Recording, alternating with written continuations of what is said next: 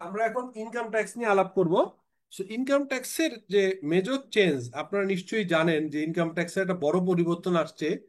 আগের ইনকাম ট্যাক্সটা আইন ছিল। হ্যাঁ, আপনারা যারা এই আপনারা যারা এখন হচ্ছে ইয়ে দিবেন মানে আইটিপি, আচ্ছা আপনারা যারা আইটিপি পরীক্ষা দিয়েছিলেন এই গ্রুপ থেকে দুই তিনজন, তারা তো মনে হয় রিটেনে পাস করছেন, তাই না? জি স্যার, পাস করছি। জি ও স্যার, পাস করছি আলহামদুলিল্লাহ। আচ্ছা, তাহলে ভাইবা দিতে হবে, ভাইবা ভাইবা কিন্তু পাস করতে হবে। তো যাই হোক, ভালো হলো আপনাদের ওইটাও কাজে দিবে। তো প্রথম হচ্ছে মানে আপনারা ছাড়াও তো অন্যদের জন্য জরুরি, কারণ যারা এখানে আছে আমরা সবাই তো প্রিপারেশন ফাইন্যান্সিয়াল করছে। খেয়াল করবেন যে আমরা ইনকাম ট্যাক্সের যে আইনটা ছিল, আগের আইনটা ছিল কি বলেন তো? আগের আইনটার নাম কি ছিল?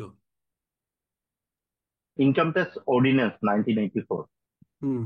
যেহেতু 1984 সালের অর্ডিন্যান্স হয়েছিল, আবার এবার যে ফাইন্যান্স বিলটা আসছে, আমরা সবসময় কি দেখি বাজেটে, আমরা দেখি না ফাইন্যান্স বিল উত্থাপিত হয়, তারপর ফাইন্যান্স অ্যাক্ট হয়। কিন্তু এবার কি হয়েছে বলেন তো? এটা স্যার অধ্যাদেশ হিসেবে। অধ্যাদেশ, অর্ডিন্যান্স হয়েছে, রাইট।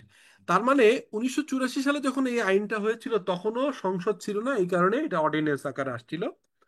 আর এই মানে উনিশশো উনিশশো ছিয়াশি সালের পর থেকে খেয়াল করেন, 1986 সালের 1982 থেকে এই যে 1982 সাল থেকে 86 সাল পর্যন্ত যতগুলো অর্ডিন্যান্স ছিল, এই অর্ডিন্যান্স গুলোকে সব অ্যাক্টে রূপান্তর করার জন্য একটা কোর্টের নির্দেশনা ছিল। হ্যাঁ, সেই কারণে আমরা 1984 সালের যে ইনকাম ট্যাক্স অর্ডিন্যান্স, এটাকে কিন্তু আমরা এটাকে আইনে রূপান্তর করার দরকার ছিল এবং কিছু সংশোধন এবং আহ, সংযোজনও দরকার ছিল। সেই কারণে কিন্তু আমরা ইনকাম ট্যাক্স একটা অ্যাক্ট দেখলাম 2023, সেই 23-এর একটা অনুযায়ী আপনার 23 গেল, 24, এবার 25। তো এবারও কিছু পরিবর্তন আসছে, ওইটা নিয়েও আমি অলরেডি একটা ভিডিও আছে আপনারা দেখেন। বাট আজকে আমাদের উদ্দেশ্য হচ্ছে আমরা প্রথম হচ্ছে যে দুইটা জিনিস দেখবো এখানে, পার্সোনাল ট্যাক্স এবং কর্পোরেট ট্যাক্স। তো পার্সোনাল ট্যাক্সের ক্লাসটা আজকে আমি একটু আলাপ করি, ওর ভিতরে কর্পোরেটও আছে, বিজনেসও আছে। এটা আলাপ করার পরে যেটা হবে, হয়তো আপনাদের একটা আপনার এই কর্পোরেট ট্যাক্সের জন্য একটা ডিফারেন্ট ক্লাস আয়োজন করতে হবে, যেটা হয়তো আমি না নিয়ে আরেকজন ইনকাম ট্যাক্সে যিনি এক্সপার্ট এরকম কাউকে রেফার করতে পারি আপনাদের এই ক্লাসের জন্য। ফলে আমাদের হয়তো একটু ক্লাসটা বাড়বে, কিন্তু আমার মনে হয় যে আপনারা উপকৃত হবেন। সো এটা আমরা চেষ্টা করব, দেখি আমি একজন ভালো মানে কর্পোরেট ট্যাক্সের যিনি কাজ করে রেগুলার আমাদের পার্টনারদের ভিতরেও আছে, আমি দেখি কাউকে রিকোয়েস্ট করে আপনাকে দেখবো। আচ্ছা, তো যাই হোক, এই ইনকাম ট্যাক্সের যে নতুন আইনটা, এই আইনটার হচ্ছে ইন্টারেস্টিং পার্ট হচ্ছে এই আইনটা আপনার অর্ডিন্যান্স থেকে আইনে রূপান্তরিত হয়েছে এবং এই ইনকাম ট্যাক্সের নাম হচ্ছে ইনকাম ট্যাক্স আইন 2023। আচ্ছা, এখানে আপনার ইনকাম ট্যাক্স আইনের ভিতরে কিছু ইন্টারেস্টিং জিনিস আছে, সেটা হচ্ছে আমি কুইকলি একটু আপনাদের শেয়ার করি অল্প সময়ের ভিতরে, তাহলে হয়তো আপনাদের সুবিধা হবে। দেন দেন আমরা একটা একটা একটা অঙ্ক দেখবো যে আমাদের একটা পার্সোনাল ট্যাক্স রিটার্ন করতে গেলে কি কি ইস্যু আমাদেরকে আসে। ঠিক আছে, তো আমরা সেটাও দেখবো।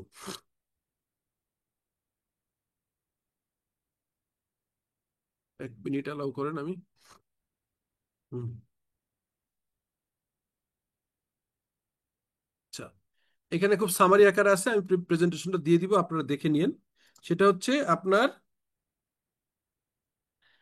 এই যে আইনটার হচ্ছে উনিশশো আহ 1984 সালের ইনকাম ট্যাক্স অর্ডিন্যান্সের বদলে 2000 ইয়েতে 23 সালের ইনকাম ট্যাক্স আসছে। এবং এইটার আপনার অ্যাপ্লিকেশন হয়েছে 24 সাল থেকে। এক, সেকেন্ড তথ্য হচ্ছে এখানে নতুন যে আইন, সেখানে সেকশন আছে কয়টা, 345টা। এটা কিন্তু আগের আইনটাতে সেকশন ছিল 187টা, তার মানে 187 সেকশন থেকে অনেক বেড়ে এখন হয়েছে কত, 345টা। তো আপনারা যারা আইটিপি পরীক্ষা দিবেন বা বিভিন্ন জায়গায় জব পরীক্ষা দেন, এটা কিন্তু কমন আমরা জিজ্ঞেস করি, অনেকে বলতে পারেন, হ্যাঁ, খুব সিম্পল জিনিস। আর আগের যে 1984 সালে অর্ডিন্যান্স ছিল, সেখানে কিন্তু এই পার্ট নামে আলাদা কিছু ছিল না। এবারে নতুন আইনটা যেটা করছে, পার্ট একটা ভাগ করছে, চ্যাপ্টার একটা ভাগ করছে।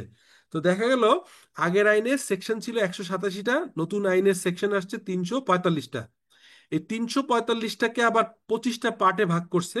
এই পার্টের আন্ডারে আবার চ্যাপ্টার আছে, ধরেন একটা পার্টে হয়তো একটাই চ্যাপ্টার, কোনো পার্টে দুইটা চ্যাপ্টার, তার মানে এরকম হইতে পারে মোট হচ্ছে 25টা পার্ট আর 35টা চ্যাপ্টার আর 8টা শিডিউল আছে।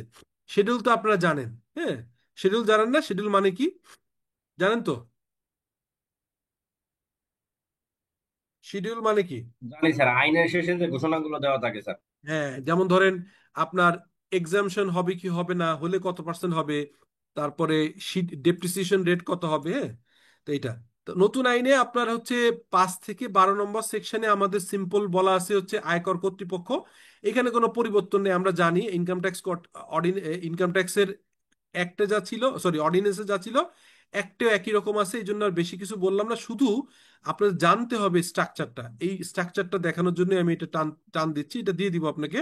বাট এখানে কি কি আছে এটা একটু জরুরি। কি কি আছে মানে হচ্ছে আপনার অর্গানাইজেশনটা কেমন এটাতেও নাই, আপনি পরেরটা দেখাচ্ছি আপনাদেরকে কুইকলি একটু নিয়ে মেইন টপিকসে চলে যাব। এখানে হচ্ছে আপনার বোর্ডের স্ট্রাকচারটা আপনার জানা জরুরি। বলেন তো বোর্ডের স্ট্রাকচারটা কিরকম হয়? স্যার ইন্সপেক্টর বলেন। থেকে শুরু হয় স্যার, লোয়ার পয়েন্ট আপার লেভেলে কমিশনার পর্যন্ত স্যার। আচ্ছা, এই যে বোর্ড বলি NBR, national board of revenue, এটা এটার মানে কোন মন্ত্রণালয়ের আন্ডারে কেউ বলতে পারবেন? অর্থ মন্ত্রণালয়ের আদর স্যার এটা। অর্থ আচ্ছা, মন্ত্রণালয়ের আন্ডারে। আর এটা একটা ডিভিশন আছে, অর্থ মন্ত্রণালয়ের কতগুলো স্যার ডিভিশন আছে, একটা হচ্ছে অভ্যন্তরীণ সম্পদ আইআরডি বিভাগ, ডিভিশন। IRD sir. ওকে, তাহলে তো আপনারা জানেন, ফাইন। এটা হচ্ছে ইন্টারনাল রিসোর্স ডিভিশন, না অভ্যন্তরীণ সম্পদ। ওকে। আচ্ছা, এনবিআর এর চেয়ারম্যান যে এখন আছেন উনি তো ফাইন্যান্স মিনিস্ট্রি থেকেই সাধারণত দেয় না, মানে ডিফারেন্ট বা ইয়েতে দেয়। এখন কোশ্চেন হচ্ছে এনবিআর এর একটা ভাগাভাগি করার একটা প্রক্রিয়া শুরু হয়েছে, এটা কি ধারণা আছে? জি কিছুটা স্যার, আছে স্যার। ধারণা আছে স্যার। কি বলেন তো এটা? রাজস্ব এখন নীতি। এনবিআর এর পলিসি গুলো একটা বিভাগ থাকবে, আর পলিসি অনুযায়ী কার্যক্রম করার জন্য আলাদা একটা ডিপার্টমেন্ট থাকবে স্যার। এটা হলো ওকে। মূল কথা স্যার। ওকে, একটা এটার কি আদায় ভালো মন্দ শাখা। হবে? জি স্যার। এটা ভালো মন্দ কি হবে বলেন তো? মানে এটা ভালো কি হইতে পারে, মন্দ কি হইতে পারে, মানে এটা নিয়ে একটু আন্দোলন চলছে না, ভালো শুনছেন না? ভালো হওয়ার সম্ভাবনাই বেশি, কারণ যারা পলিসি করে তারাই যদি এই পলিসি বাস্তবায়ন করতে যায় তাহলে অসুবিধা হয় বেশি।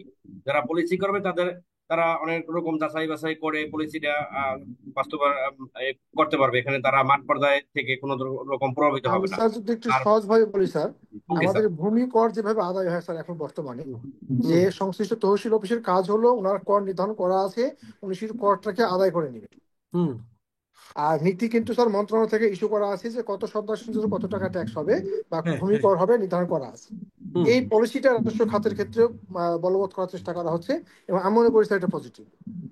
না, ওকে পজিটিভ ওকে ঠিক আছে স্যার, কিন্তু এখানে বিষয় হলো অ্যাডমিনিস্ট্রেশন থেকে, মানে যেখানে মানে আমরা অ্যাডমিন ক্যাডার যেটা বলি, হুম সব জায়গায় তারা তো এনবিআর এর চেয়ারম্যান হিসেবে এখন তারা বসতে চাচ্ছে, মানে ওই ওই হুম দিকটায় তাদের একটা সুযোগ করে দেওয়ার জন্য এই আন্দোলনটা, কিন্তু দুইটা পৃথক ডিপার্টমেন্ট হচ্ছে সেটার বিষয় না।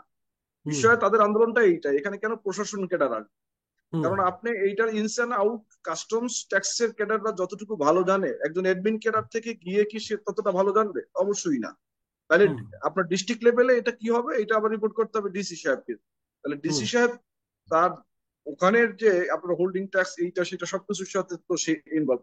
সেখানে হুম আমার এত মানে অ্যাডভান্টেজ বা এমন কোনো কিছু কি তারা করে দিতে পারছে? আর তারা যেখানে গেছে সেখানে কি কারাপশন হয় নাই? মানে হুম তারা আসলে কি আমার এখানে কারাপশন বন্ধ হয়ে যাবে? তা আমি আমার প্রসিডিউর পলিসি সম্পর্কে হুম ট্যাক্স এবং কাস্টমস এর ক্যাডাররা যতটা ইনভলভ, যতটা নলেজেবল বা হুম যতটা সবকিছু সম্পর্কে তারা রুট লেভেল থেকে ওখানে সবকিছুর সাথে তারা টাচে আছে, সেখানে হুম নতুন করে এডমিন ক্যাডার বসানোর এই প্রস্তাবটা মনে হয় যদি ওমিট করে তাইলে আমার মনে হয় এই ইসে মানে তারা যে প্ল্যানটা করছে গভর্নমেন্ট সেটা সাকসেসফুলি রান করতে পারবে। ওকে ওকে। না ওইটা ঠিক আছে, উনি যেটা লাস্ট পয়েন্টটা বুঝতে পারছেন আপনারা নিশ্চয়ই, সেটা হচ্ছে অন্য ইস্যু। সেটা হচ্ছে যে এনবিআর এর চেয়ারম্যান এনবিআর থেকে উঠে আসবে নাকি বাইরের কোনো অ্যাডমিন ক্যাডার বা কোনো জায়গা থেকে আসবে, এটা একটা সমস্যা। আর একটা সমস্যা হচ্ছে তখন ট্যাক্স অ্যাডমিনিস্ট্রেশন আদায় একটা ডিফারেন্ট হয়ে গেলে তখন তাদের কিছু সমস্যা হবে। আর একটা বিষয় হচ্ছে যে ওইটাই মূলত তাদের মেইন সমস্যা হচ্ছে এনবিআর থেকে এনবিআর এর হয়তো চেয়ারম্যান হবে না, এটা একটা তাদের একটা বড় সমস্যা। ওকে, ঠিক আছে, এটা এই জিনিসটা আছে যারা আন্দোলনের পরিপ্রেক্ষিতে, এটা ইউ আর ট্রু। তো যাই হোক, এটা আমরা অন্য কারণে আলাপ করলাম, নলেজ পারপাস প্লাস যারা আইটিপি পরীক্ষা দিবেন তাদেরও কিন্তু এই জিনিসগুলো এটা নিয়ে একটা ডিসকাশন করতে পারে, এত ডিপলি হয়তো আলাপ নাও করতে পারে, বাট করলে তো করতেই পারে, কারণ এটা নিয়ে এখন তো ইস্যু। আচ্ছা, আর ওই যে আয়করের কর্তৃপক্ষ, এটা দেয়া আছে হচ্ছে 4 নম্বর সেকশনে। এই যে জাতীয় রাজস্ব বোর্ড, যেটা এখন তো আবার ডিফারেন্ট হয়ে যাবে, দুইটা ভাগ হয়ে যাবে। এখানে মুখ্য কর কমিশনার, যেটা আইনে আছে 2023 সালের, তারপরে মহাপরিচালক, এইগুলাও কিছু পরিবর্তন আসতেছে, ঠিক আছে। এই মানে সব কমিশনারদের এখানেও রিস্ট্রাকচারিং এর কথাবার্তা চলতেছে, খুব স্বাভাবিক। কর কমিশনার আপিলের, আর হচ্ছে কর কমিশনার বৃহৎ বৃহৎ করদাতা ইউনিট বা লার্জ ট্যাক্স পেয়ার ইউনিট। আর ট্রেনিং যেটা, যেমন বিসিএস ট্যাক্স ট্রেনিং একাডেমি, যেখানে আমি ফ্যাকাল্টি হিসেবে কাজ করেছি অনেকদিন, এটা হচ্ছে বিসিএস ট্যাক্স একাডেমি, সেটারও একজন মহাপরিচালক থাকবে। আর এই যে সেন্ট্রাল গোয়েন্দা সেল, যে সিআইসি, এটা একটা ডিপার্টমেন্ট। আর তারপর তো কর কমিশনার। আর নিচে কি থাকবে? অতিরিক্ত কর কমিশনার, যুগ্ম কর কমিশনার, উপকর কমিশনার, আর সহকারী কর কমিশনার। এইটা হচ্ছে বিসিএস। এই পর্যন্ত বিসিএস শুরু। আবার নন বিসিএস এরও অনেকেই প্রমোটি হিসাবে এই সহকারী কর কমিশনার পর্যন্ত হয়। তো এটা আমাদের জানা মোটামুটি, মানে আমি জাস্ট ওভারঅল একটা ডিসকাশন করলাম। যারা আইটিবি পড়বে বা যারা এই কাজগুলো করেন, দুই দু একজন অনেক ভালো জানেন দেখলাম। আর যারা মোটামুটি নতুন বা কোনো কারণে এটা খেয়াল করেনি, আমি একটু আলাপ করে দিলাম। আপনারা একটু দেখে নিন 4 নম্বর সেকশনটা। এখন আপনারা বলেন তো, ইয়ের এই আমাদের যে হেড অফ ইনকাম, এটা কত নম্বর সেকশন? 29 না 30? 29 বোধহয় না? মানে আমরা যে হেড অফ ইনকাম, আগের আইনে কি ছিল, এখন কি আছে? কারণ আমাদের তো মানে এখানে ইনকাম ট্যাক্সের ফুল করা আলোচনা করা যাবে না। আমাদের 32 যদি থেকে শুরু স্যার, বেতন খাতায় 32 থেকে শুরু হবে স্যার। 32 থেকে? আচ্ছা, একটু দেখি দাও।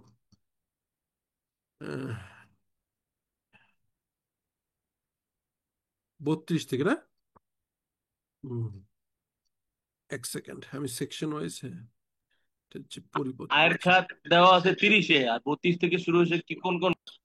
হ্যাঁ হ্যাঁ, 30, আমি সেটাই বলছিলাম, 30 বা 29 আমার মনে পড়ছিল। সেখানে হেড 29 বোধহয় বলা আছে হচ্ছে কম্পিটিশন অফ ইনকাম, 30 বলা আছে হেড, তাই তো? ঠিক আছে না? হ্যাঁ, সামারাইজ আয়ের খাতগুলো 30 খাতে বলা যাচ্ছে, ঠিক আছে। হ্যাঁ, আর কম্পিটিশন এটা হচ্ছে 49। এক সেকেন্ড, মানে এটারই সফট কপি, ইংরেজি বাংলা সব মিক্স করা তো, দুইটা সেকশন। আমি জাস্ট আপনাকে কুইকলি ওইটা দেখায় চলে যাবো হচ্ছে একটা অঙ্কতে, পার্সোনাল লেভেলে। হয়তো যারা করতেছেন, আপনার ইনকাম ট্যাক্সের পার্সোনাল রিটার্ন যারা দিবেন, সামনে তো রিটার্ন আছে, অন্তত রিটার্নের ক্ষেত্রে এই নলেজটা আপনাদের লাগবে। বাট আমার কাছে কেন জানি মনে হলো যে আপনারা যারা এখানে আছেন তাদের মধ্যে অনেকেই ইনকাম ট্যাক্সের প্র্যাকটিসটা বেশি করেন বা জেনারেল নলেজ ভালো আছে। আইএসআইএফআরএস অতটা করেন না, বোঝা গেছে, বাট ইনকাম ট্যাক্স নিয়ে মোটামুটি ভালো নলেজ আছে। সেই কারণে আমরা ইনকাম ট্যাক্সের সুযোগও নাই, ইনকাম ট্যাক্স ভ্যাট নিয়েই আমরা দুইটা ক্লাস রেখেছি। তো আজকে হাফ ক্লাসে পার্সোনাল ট্যাক্স নিয়ে এটা আলাপ করব।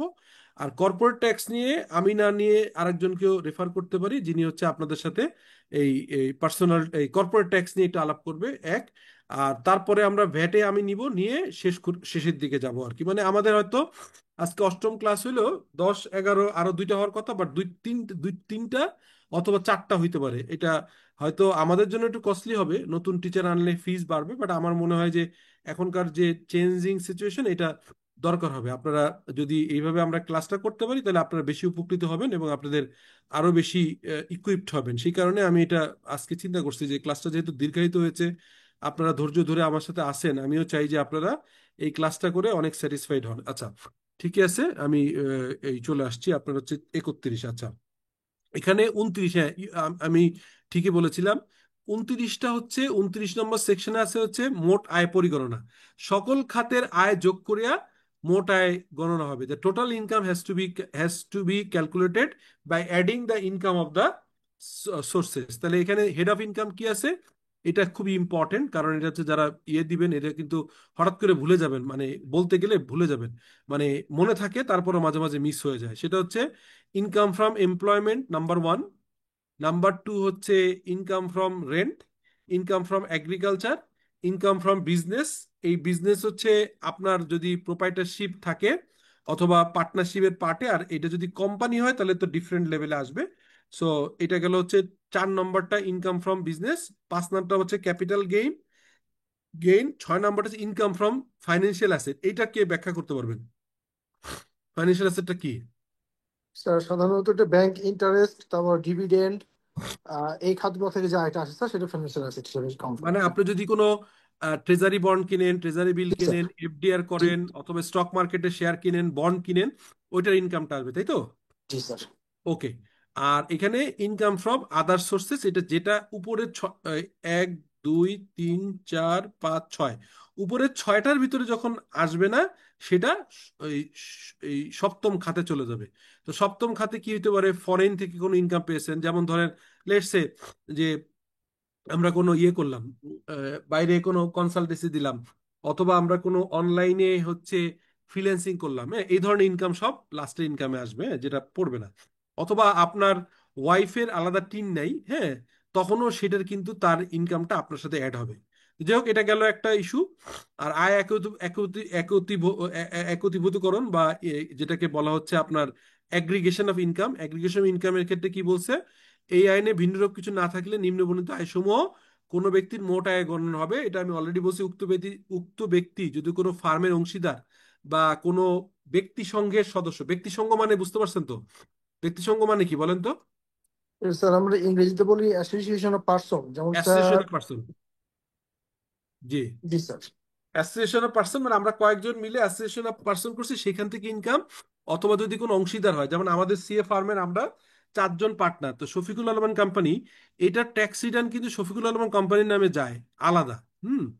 এখন এই যে ওইটার রিটার্ন আলাদা, আবার ওইখান থেকে আমরা চারজনের প্রফিট রেশিও অনুযায়ী, যেমন ম্যানেজিং পার্টনার হিসেবে আমার একটু বেশি, অন্যদের একটু কম, ওই প্রপোর্শনেটলি খরচ বাদ দিয়ে আপনার প্রফিটের ইনকাম কিন্তু আমার হেডে চলে আসে। সেই কারণে বলা হয় যে আয় একীভূতকরণ বা আমার ওয়াইফের ইনকাম, যেমন উক্ত ব্যক্তির স্বামী বা স্ত্রী বা অপ্রাপ্তবয়স্ক সন্তান, তাদের ইনকাম উক্ত স্বামী বা স্ত্রী বা অপ্ত সন্তানের উপর নির্ভরশীল হন, এরকম ক্ষেত্রে এগুলা যোগ হবে। আর এরূপ আয়ের উপর উক্ত ব্যক্তির যুক্তিসঙ্গত নিয়ন্ত্রণ থাকে, অর্থাৎ আপনি আরেকটা জায়গায় মানে করছেন যে ইনকামটা আপনার কন্ট্রোল আছে, এরকম ইনকামও আপনার ভিতরে আসবে, এইটাকে যোগ করে করতে হবে। ঠিক আছে? এটা হচ্ছে হেড অফ ইনকাম 7টা, এটা জানলাম। প্লিজ একজন হাত তুলছেন, হাত তুলছেন প্লিজ বলেন। সালাম আলাইকুম স্যার। আসলাম জি। হ্যালো। জি, শোনা যাচ্ছে, বলেন। স্যার আমার ছোট একটা কোশ্চেন ছিল, সেটা হলো বলেন। কোশ্চেন করার পরে নেটওয়ার্ক চলে যায় কেন আপনাদের? স্যার কথা শোনা যাচ্ছে স্যার? এখন আবার যাচ্ছে, মাঝে যায়নি। বলেন। হ্যালো। বলেন।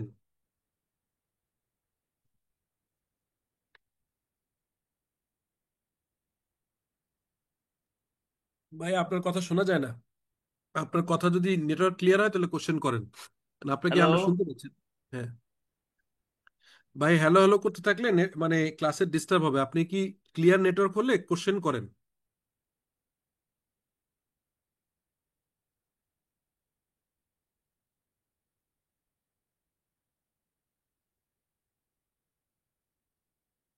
কি ব্যাপার?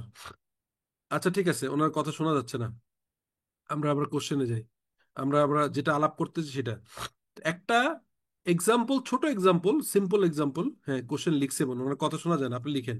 ডেপ্রিস কি লিখছেন? ডিয়ার, আচ্ছা, না, প্লিজ ক্যারি অন, আচ্ছা ঠিক আছে। ওকে। তো যেটা বলছিলাম সেটা হচ্ছে যে একজন ব্যক্তি, তার সেটা একটা বেসরকারি প্রতিষ্ঠানে চাকরি করে, তার হচ্ছে মূল বেতন, উৎসব বোনাস, মাসিক চিকিৎসা ভাতা, মাসিক আপ্যায়ন, মাসিক বাড়ি ভাড়া, আর হচ্ছে স্বীকৃত প্রভিডেন্ট ফান্ড। এটার মানে কি কেউ বলতে পারবেন? স্বীকৃত প্রভিডেন্ট ফান্ড মানে কি? স্বীকৃত আর অস্বীকৃত। স্যার যেটা এনবিআর কর্তৃক অথরাইজ নেওয়া আছে স্যার। হ্যাঁ, তার মানে পিএফ করে যদি আপনি আনরিকগনাইজ রাখেন, এরকমও পিএফ আছে, বাট রিকগনাইজ করলে সেটাই আপনি এখানে আসবে। তো এটা গেল। আর ব্যক্তি ব্যবহারের জন্য, ব্যক্তিগত ব্যবহারের জন্য অফিস হতে 2500 সিসির গাড়ি বরাদ্দ পেয়েছেন, এটা গেল হচ্ছে একটা ইস্যু। তার মানে এটা নিশ্চয়ই ইন লিউ অফ ক্যাশ একটা বেনিফিট যোগ হবে, তাই তো? আপনারা যারা জানেন নিশ্চয়ই খেয়াল করবেন যে যেহেতু আমি এখানে মূল বেতন, উৎসব ভাতা, মাসিক চিকিৎসা ভাতা, আপ্যায়ন, মাসিক বাড়ি ভাড়া সবই পাচ্ছি, এবং আপনার স্বীকৃত ভবিষ্যৎ তহবিলে আমি দিচ্ছি 24,000 টাকা, এমপ্লয় দিচ্ছে 24,000 টাকা, ইন এডিশন টু দ্যাট আমাকে একটা 2500 সিসির গাড়ি দিয়েছে। তো 2500 সিসির আমাদের রুলে বলা আছে, আমরা জানি যে 2500 সিসি গাড়ির জন্য কত টাকা মান্থলি ধরতে হবে। ঠিক আছে, এটা আমরা দেখব। এছাড়া এটা গেল হচ্ছে এমপ্লয়মেন্ট রিলেটেড এতক্ষণ। এছাড়া ওই ব্যক্তির হচ্ছে কৃষি খাতের আয় আছে 2.5 লাখ টাকা। আর ICB mutual fund I ICB mutual fund হতে লভ্যাংশ আছে 1.5 লাখ টাকা, সঞ্চয়পত্র থেকে আছে 30,000 টাকা, ব্যাংক সুদ হতে আছে 10,000 টাকা। লভ্যাংশ কমা সঞ্চয়পত্রের সুদ এবং হচ্ছে ব্যাংক সুদের উপর 10% উৎসে কর্তন করা উৎসে কর্তন করা হয়েছে। জনাব আমিনুল ইসলাম একটি দ্বিতল গৃহের মালিক। নিচতলায় মাসিক 45,000 টাকা ভাড়া প্রদত্ত, দোতলায় তিনি সপরিবারে বসবাস করেন। গৃহ সম্পত্তি নির্মাণে ব্যাংক হতে গৃহীত ঋণের বিপরীতে 23-24-25 অর্থ বছরে 1.5 লাখ টাকা সুদ পরিশোধ করা হয়েছে। এটা বুঝতে পারছেন এই ঘটনাটা কি? বলেন তো কি এটা, এটা কি? স্যার, ওনার একটা বাসা আছে স্যার, উনি দোতলায় থাকেন, নিচতলাটা ভাড়া দেন, ওখানে 1.5 লাখ হ্যাঁ, টাকা ইয়া হ্যাঁ। করছে স্যার, সুদ, মানে লোনের এগেনস্টে সুদ প্রদান করছে, ইন্টারেস্ট প্রদান করছে। তো এটা কি হবে? এটা কি মনে হচ্ছে দেখে? এটা দেখে কি মনে হচ্ছে, মানে এটা কি, এটা আমাদের কাছে কি ইম্পর্টেন্ট? এটা কি আমাদের খরচ কাছে কি আমরা? ইম্পর্টেন্স যতটুকু ভাড়া দিয়েছে লোনের অর্ধেক যদি ভাড়া দিয়েছে তাহলে অর্ধেক খরচ সে এলাও পাবে স্যার। এক্স্যাক্টলি। ও, আপনি তো জানেন তাহলে এটাই। তো এটা একটা ইস্যু। আমরা তাহলে এই চাকাটার যেহেতু অর্ধেক ভাড়া দেয়, দুতলা বাড়ি, তার অর্ধেক হচ্ছে নিজে ইউজ করে, অর্ধেক ভাড়া দেয়। তো ভাড়া দেওয়ার অংশের এগেনস্টে এই খরচের অর্ধেকটা আমরা এটাকে আমি অ্যাডজাস্ট করতে পারবো, আর অর্ধেক আমার এটা আমি পাবো না, এই সুযোগটা পাবো না, এটা এটাকে অ্যাডমিজেবল খরচ হবে না। আর 30 জুন 2024 তারিখে তার নেট পরিসম্পদের মূল্য ছিল 5,55,000 টাকা। এটার মানে কি বলেন তো? এটা কি 5,50,000 টাকা কি এটা? নেট অ্যাসেট মানে কি? আইটি সমস্ত টেন আইটি টেন বিতে তার সম্পদের পরিমাণ এটা দেখানো ছিল। মানে হ্যাঁ, আমার টোটাল তার অ্যাসেট থেকে লাইবিলিটি টোটাল অ্যাসেট থেকে লাইবিলিটি বাদ দিয়ে 5 লাখ, ঠিক আছে। সঞ্চয়পত্র ক্রয়ে 1 লাখ টাকা, কম্পিউটার ক্রয়ে 1.5 লাখ টাকা, জীবন বীমা প্রিমিয়ামের 1 লাখ টাকা বিনিয়োগ করেছে। এটা মানে হচ্ছে বিনিয়োগ মানে রিবেট নেওয়ার জন্য। রিবেটের যে প্রক্রিয়া আছে, আগে ছিল হচ্ছে আপনার একটা প্রক্রিয়া, এখন আমরা রাফলি যদি ধরি একটা পার্সেন্টেজ চলে আসবে, আমরা দেখবো এখন যে কত পার্সেন্টেজে রিবেট পাওয়া যেতে পারে। সো এটা হচ্ছে আপনার একটা ছোট্ট অঙ্ক। সেটা হচ্ছে এরকমই হয় আমার পার্সোনাল ইয়েতে। আমার এইগুলো এখন আর নাই, এটা নাই। এটা আগে ছিল 2018-19 সাল পর্যন্ত এগুলো ছিল, এরপরে এটা নাই। কিন্তু আমার এর বদলে চলে আসছে আমার সিএ ফার্মের একটা আলাদা আপনার ইয়ে করতে হয়, একটা যেহেতু পার্টনারশিপ ফার্ম, সেই ফার্মের একটা অ্যাকাউন্ট করতে হয়। ওই অ্যাকাউন্ট থেকে আমার অংশটা নিয়ে আমার পার্সোনাল ট্যাক্সে অ্যাড হয়। এছাড়া আমার একটা অ্যাপার্টমেন্ট আছে, ওইটার ভাড়ার দেখাইতে হয়, ওইটার এগেনস্টে ব্যাংক লোনের একটা খরচ অ্যালাউ হয়। এছাড়া এই যে সঞ্চয়পত্র, এগুলো তো আছেই। তো আমার আমার ফাইলটার কথা মনে পড়লো এটা দেখে, অলমোস্ট কাছাকাছি। সো এই কারণে তাহলে আপনাকে বলতে বলছে, উপরোক্ত তথ্য অনুযায়ী জনাব আমিনুল সাহেবের হচ্ছে 2024-25 কর বর্ষের মোট আয় এবং প্রদেয় কর বের করতে বলছে। মোট আয় এবং প্রদেয় কর। তো মোট আয় হবে সিম্পল, আপনি জানেন।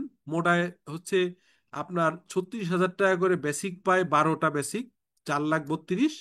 উৎসব বোনাস পায় হচ্ছে আপনার 36,000 টাকা করে দুইটা, 72,000। চিকিৎসা ভাতা হচ্ছে আপনার 12,000।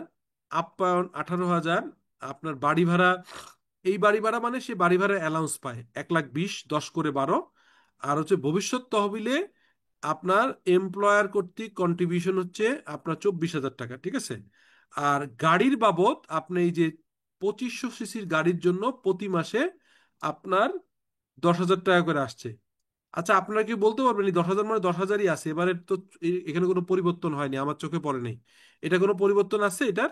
না, মনে হয় 10,000 করেই আছে। 10,000 করে আসলে তাহলে হচ্ছে 12 মাসে আসে 1,20,000।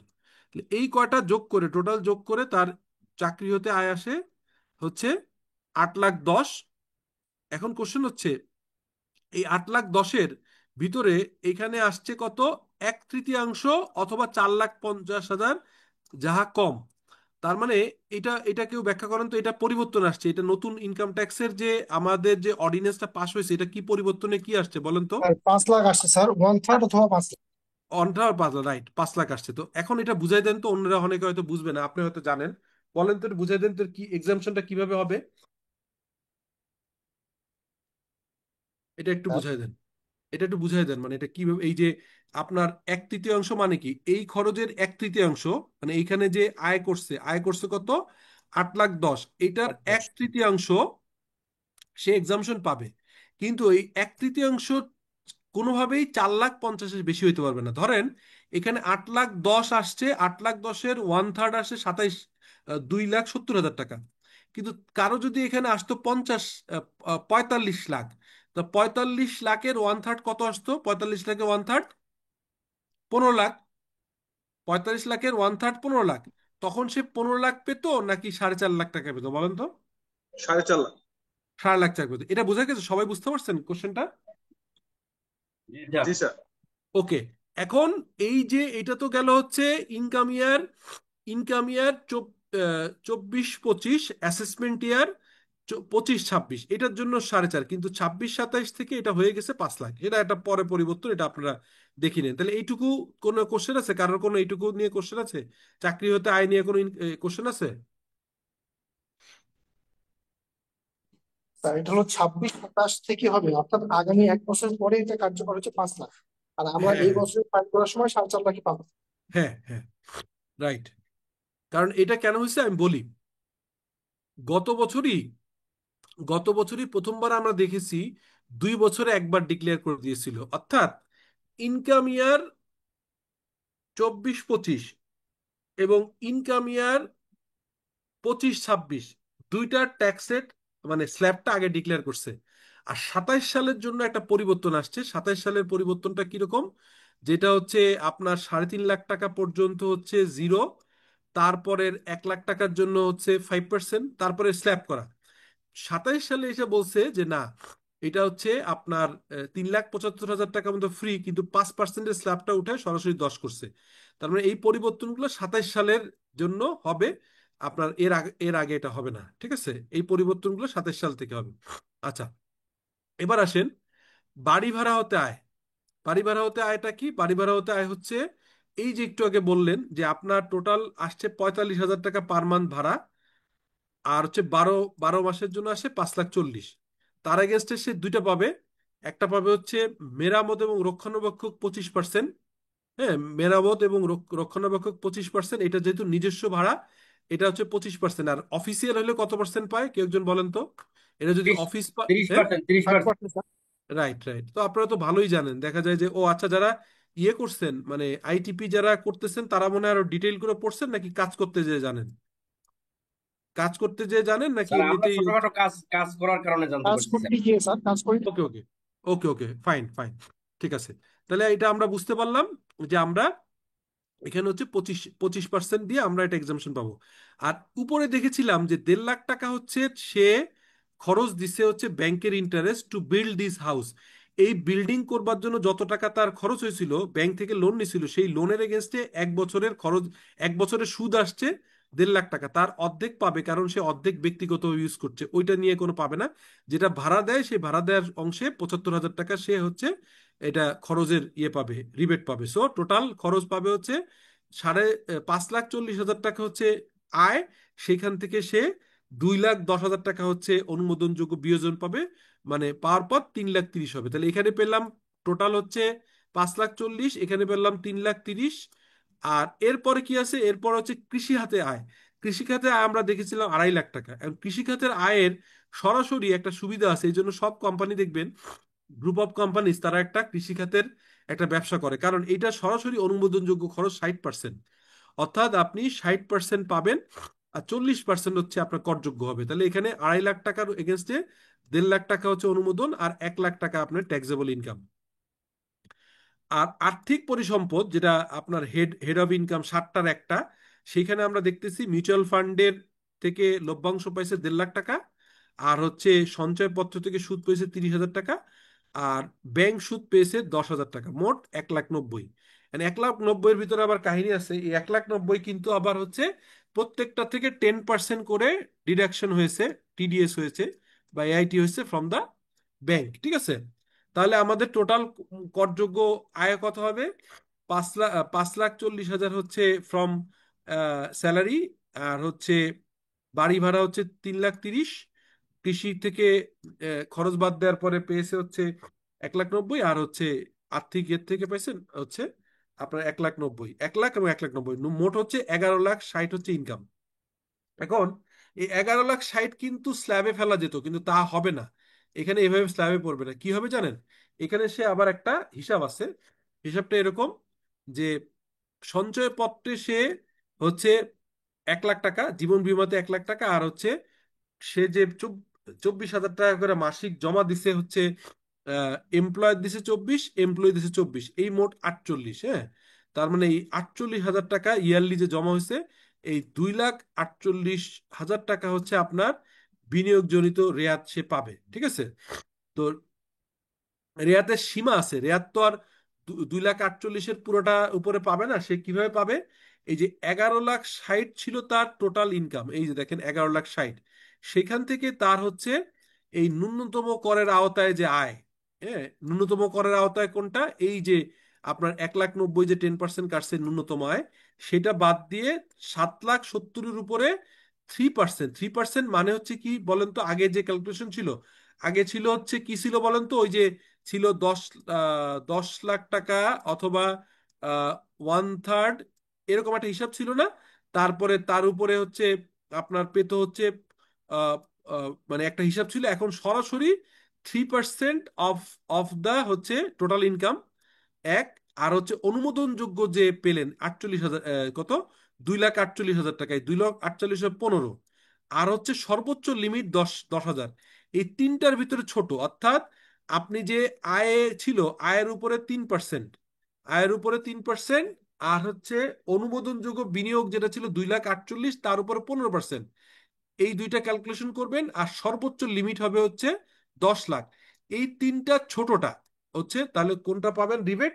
29,100। এটা ঠিক আছে? যারা ইনকাম ট্যাক্সের প্র্যাকটিস করেন, হিসাবটা ঠিক আছে? জি জি স্যার, স্যার, ঠিক ঠিক আছে আছে। স্যার, ঠিক আছে ওকে। স্যার। হুম। তার মানে কারোর যদি হয়তো এখানে এক ধরেন 50 কোটি টাকা আয়, তা 50 কোটি টাকার উপরে 45 কোটি টাকা যদি ধরেন 45 কোটি টাকা তার আয়, তাহলে 45 কোটি টাকার উপরে 3%-এ আসতো কত? 45 কোটি টাকা 3%-এ আসতো প্রায় হচ্ছে আপনার 15 লাখ। এখানে আসতো 15 লাখ। ঠিক আছে? এখানে আসতো 15 লাখ। আচ্ছা, আর তার ধরেন ইনভেস্টমেন্ট আছে ধরেন এখানে 10 লাখ। না, 10 লাখ না, এখানে আসতে হচ্ছে ধরেন এখানে হচ্ছে কি বলে, তো তার ধরেন এখানে এই ইনভেস্টমেন্টে আসছে ধরেন, ধরলাম তর্কের খাতিরে হচ্ছে অনেক বেশি, 10 লাখ। তা 10 লাখের উপরে 15%, এখানে আসলে 15 লাখ, আর এখানে আসতো 12 লাখ, আর 10 লাখ, তাহলে সর্বোচ্চ কত ছাড় পেতো? এই 12 লাখ, 15 লাখ, নাকি 10 লাখ? বলেন তো কত পেতো? 10 লাখ স্যার। 10 লাখ। তার মানে ওই দুইটা, মানে সোজা কথা, তিনটার ভিতর ছোট, অথবা এই দুইটার ভিতর ছোট, কিন্তু সেটা ক্রস করতে পারবে না 10 লাখ, যেভাবেই দেখেন। তারপরে সহজভাবে বলা যায় তিনটার ভিতর সবচেয়ে ছোটটা পাবে, এটাই সহজ। সো এই হচ্ছে ইয়ে। তাহলে কি হবে আমার? যেহেতু আমি 2027 সালে এখনো আসি নেই, তার মানে আমার হচ্ছে এই আগের ইয়ে অনুযায়ী করতে হবে, আপনার আগের অনুযায়ী করতে হবে। তাহলে প্রথম এই যে আমি হিসাবটা করছিলাম, সেটার ভিতরে কি হবে? প্রথম 3.5 লাখ টাকা, প্রথম 3.5 লাখ টাকা হচ্ছে আপনার, প্রথম 3.5 লাখ টাকা আপনার ইয়ে হবে, প্রথম 3.5 লাখ টাকা মতো জিরো। তারপরে হচ্ছে 1 লাখের জন্য হচ্ছে 5%, 5,000। পরবর্তী 4 লাখের জন্য হচ্ছে 10%, যেটা বললাম যে 5 লাখের লিমিটটা থাকছে না, এটা একটা নতুন 27 সাল থেকে এটা থাকবে না। আর রেস্ট, তার রেস্ট কত হয়? এখানে 3.5 আর 1, 4.5, 4.5 আর হচ্ছে 4.5 আর 4, 9.5। বাদ বাকি যে 1,20,000, তার উপরে 15%, 18। টোটাল ট্যাক্স আসে কত? 63,000 টাকা, 63,000 টাকা। ঠিক আছে? সো এই হচ্ছে হিসাব। আর এটা গেল হচ্ছে আহ, মানে করদায় নির্ণয়। আর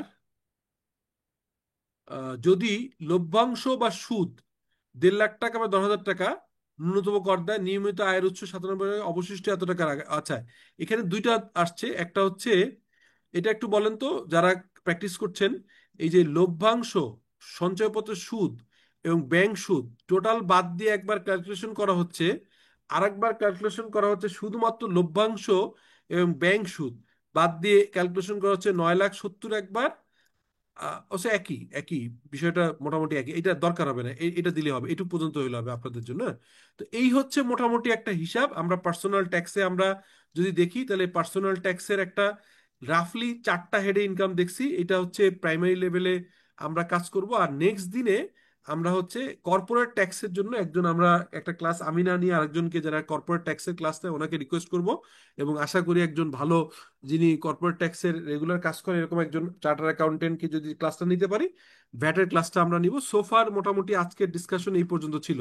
so have you any further question? Sir question না স্যার, একটা বিষয় একটু হেল্প চাচ্ছিলাম, সেটা বলেন হলো বলেন। জি। আমরা যারা ব্যাংকে জব করি অনেক সময় প্রোপাইটারশিপ কনসার্ন যারা, হ্যাঁ তাদের ফিনান্সিয়াল তৈরি করে দিতে বলে। হ্যাঁ, হ্যাঁ হ্যাঁ প্রোপাইটারশিপ তারা তো এরকম অডিটেড ফার্ম দিয়ে করে না স্যার। হ্যাঁ। সেক্ষেত্রে স্যার আমাদের কি কোনো একটা স্যাম্পল বা কোনো একটা ফরম্যাট আছে কিনা যেখানে আমি তার ইনফরমেশনটা ইনপুট দিলে কি রে, আউটপুটটা প্রোপাইটারশিপ প্রোপাইটারশিপ হ্যাঁ প্রোপাইটারশিপ প্রোপাইটারশিপ, হ্যাঁ স্যার, ক্যাশ আচ্ছা, ফ্লো আমি, আমাদের ফার্মে তো এই কাজটা করে, প্রোপাইটারশিপ করে খুব কম।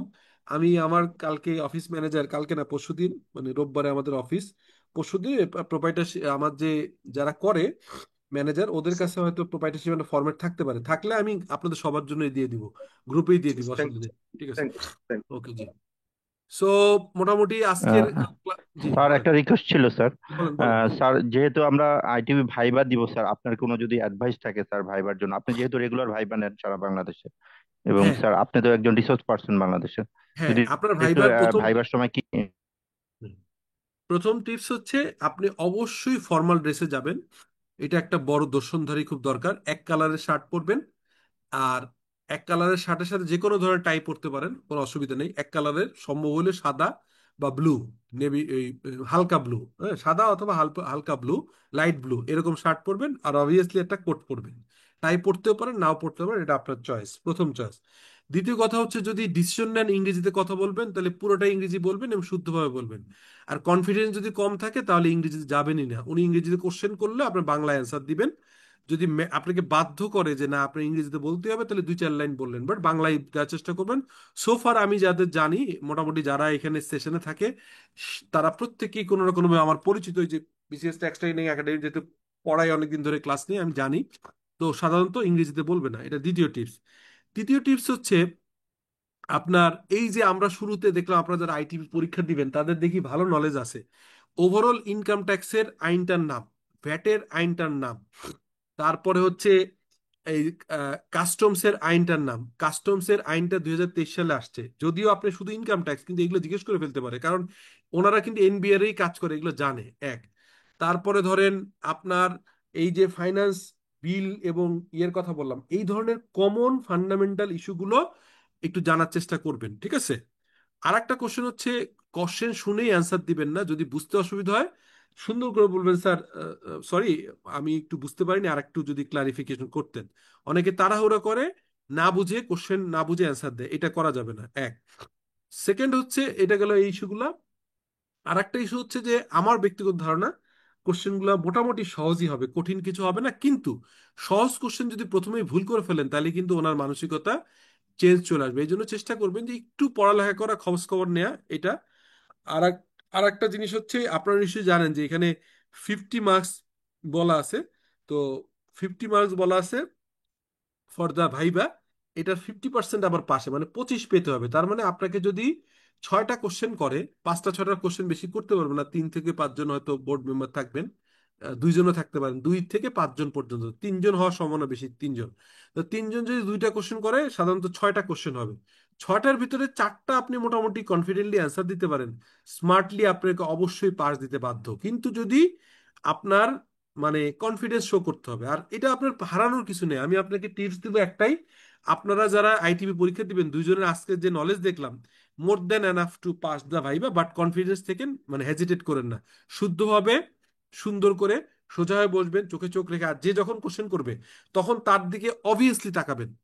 এটা কিন্তু এটা অভদ্রতা, হ্যাঁ, এটা খেয়াল রাখতে হয় যে যে যখন কোশ্চেন করে চার চোখের দিকে অ্যান্সার তাকায় অ্যান্সারটা দিবেন। এই হচ্ছে, বা যে যখন কথা বলবে তার চোখের দিকে চোখ রেখে আপনি শুনবেন। হ্যাঁ। সো এইটা মোটামুটি জেনারেল। আর আমি আর একটু তাহলে প্রয়োজনে ওই আমার যে যারা বোর্ডে থাকবে এরকম 2-1জনের সাথে ইনফরমালি আলাপ করে যদি ফার্দার কোনো কিছু আপডেট পাই, কারণ ভাইবাটা ডেটটা এখনো পরে নাই, বাট কুইকলি হয়তো হবে। সো আমি তার আগে যদি কোনো আপডেট পাই, আমি নিজের স্বার্থেই আমি চেষ্টা করি যে সবাই যেন উপকৃত হয়। সঙ্গে সঙ্গে আমি এই টিপসগুলো আবার একটু লিখিত আকারে আপনাদেরকে শেয়ার করার চেষ্টা করবো।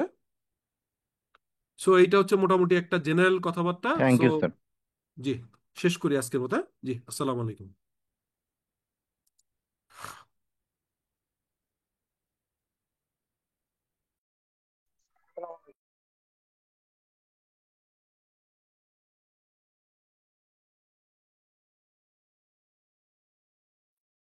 সালাম স্যার, আমার একটা কোশ্চেন ছিল স্যার।